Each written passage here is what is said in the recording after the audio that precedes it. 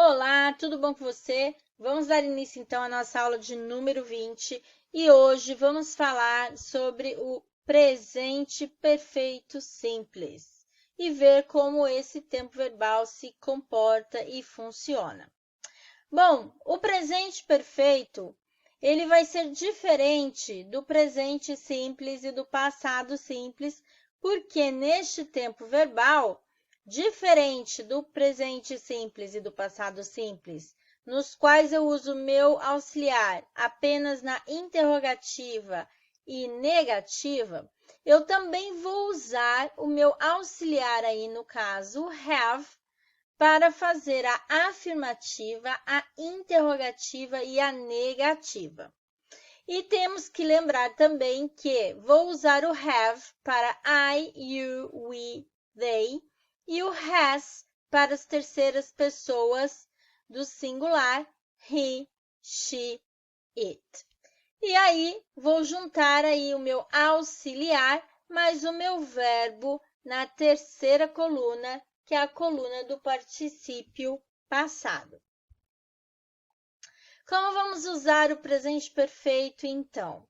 Eu trouxe aqui para vocês um exemplo. Eu vi o Paulo ontem.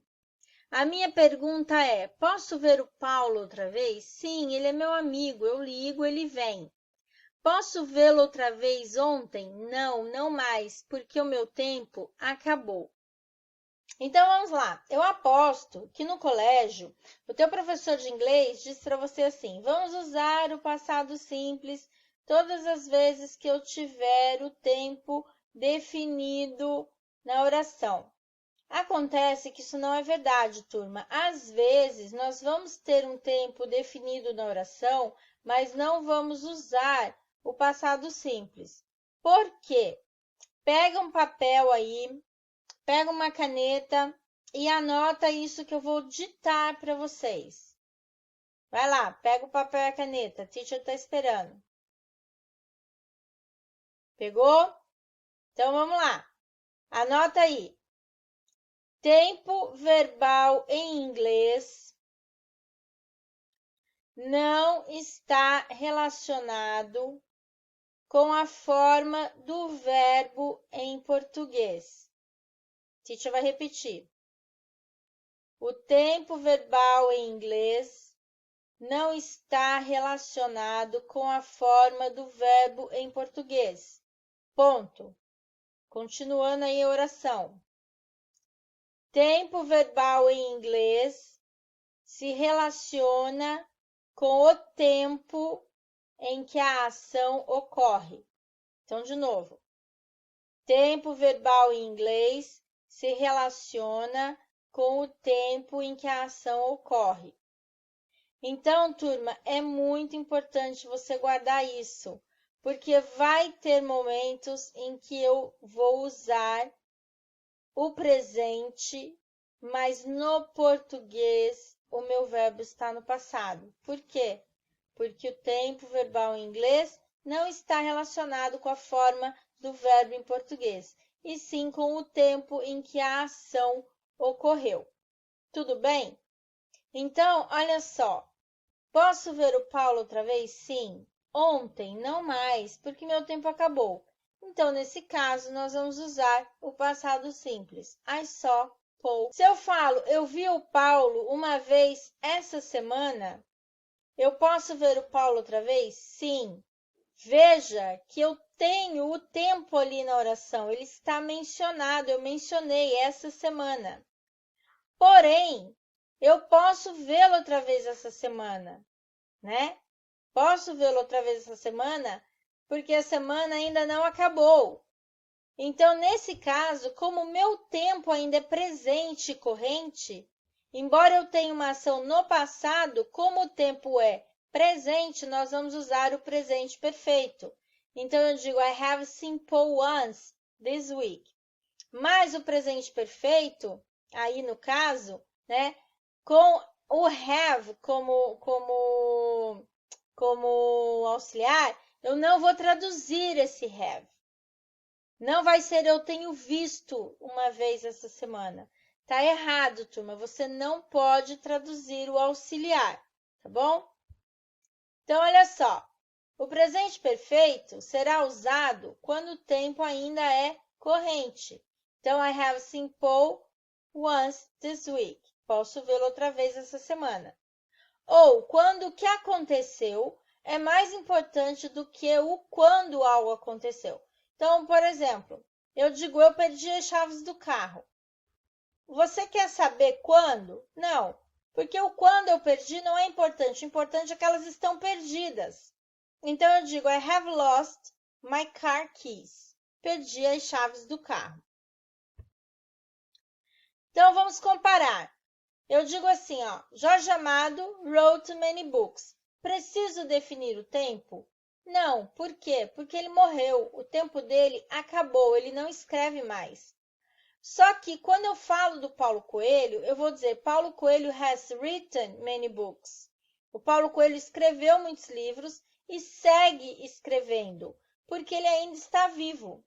Então, eu não vou falar Paulo Coelho tem escrito muitos livros, não vou traduzir esse have, tá bom?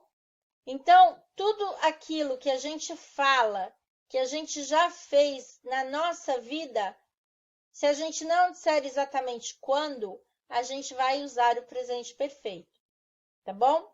Então, vamos lá. Existem certas palavras que vão ser usadas no presente perfeito quando ele tiver a tradução de passado. Então, por exemplo, o ever, que significa já, no sentido de alguma vez na sua vida, e o never, que significa nunca. Então, eu digo, have you ever been abroad? Você já esteve, você já foi para fora? E aí, eu vou dizer, no, I have never been to another country. Eu nunca estive em outro país. Então, olha só, nós vamos usar o been quando a pessoa foi e voltou. Então, aqui eu digo, have you ever been abroad? Você já esteve, você já foi e voltou.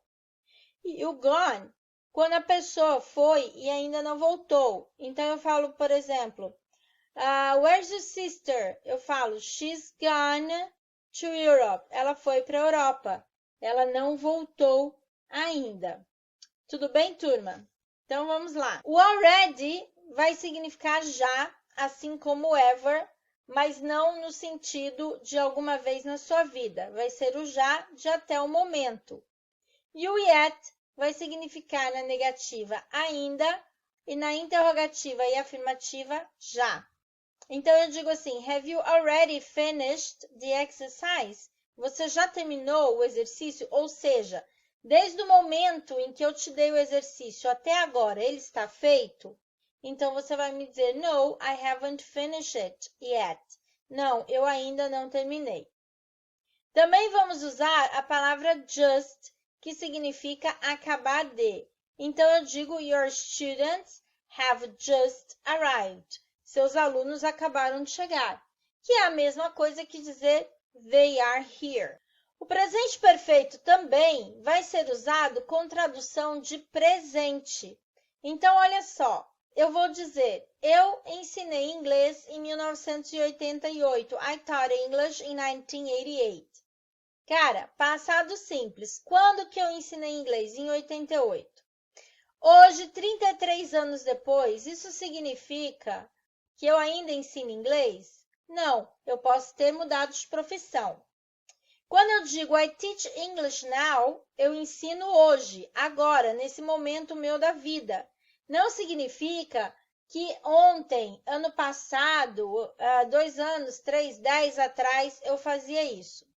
Então, quando eu junto essas duas informações, que eu ensinei em 88 e eu quero dizer que eu ainda faço isso, eu vou usar o presente perfeito e vou dizer I have taught English since 1988 ou for 33 years. Eu ensino inglês desde 1988 ou há 33 anos. Não vou traduzir como tenho ensinado, tá bom, pessoal?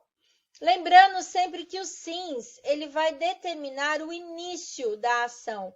Since last year, desde o ano passado. Since Sunday, desde domingo. Since I finished school, desde que eu terminei a escola.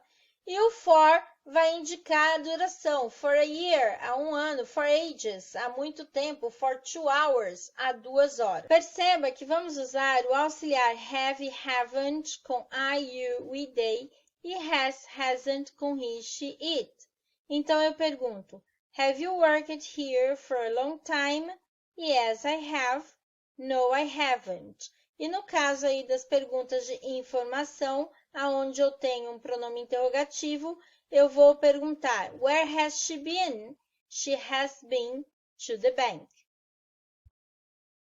Então, olha só, quando eu uso presente simples, eu estou falando de uma situação pontual. Então, eu digo, I am married, sou casada, é o meu estado civil. Eu vou dizer, I got married in 2004. Eu me casei em 2004. E juntando aí as informações, eu vou dizer, I've been married for 17 years. Eu sou casada ou estou casada há 17 anos. Perceba que nós não vamos traduzir o have e o has como tenho. Bom, turma, espero que você tenha aproveitado bastante essa aula. Agora vamos praticar. Muito obrigada e até a próxima!